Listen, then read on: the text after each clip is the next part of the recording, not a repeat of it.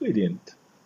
In this lesson, we will look at how we find the gradient of a line when we're not giving any units or axes. Well, we must have some kind of units, and in this case, we have our grids in the background. And that's enough for us to notice that there is an x change and a y change. Let's remind ourselves of our 4 steps. Step 1, we said, was to identify whether the line is having a positive or negative gradient. You just come along, walking along from left to right, and wherever you meet the line first, you're going up, and you know you're having a positive gradient. Then we said step 2 is to find 2 convenient points on our line, in this case, the start and the end. Are very convenient because we can see that our line goes up from here to there, and so going up and down is what is referred to as a y change. So we go up 1, 2, 3, 4, 5, 6 steps.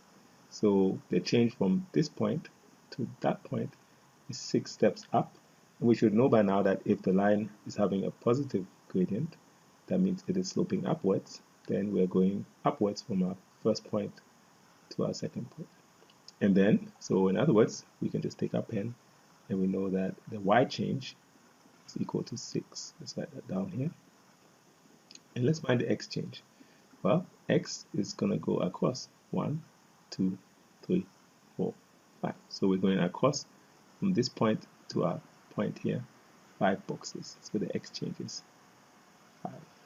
And so we know that gradient, the letter for gradient is m, will equal the change in y from this point to that point, which is 6, divided the change in x, which is from this point to that point, is 5.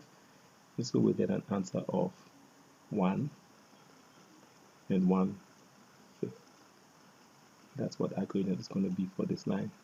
So if you understand that, then you'll see that even when there are no axes and no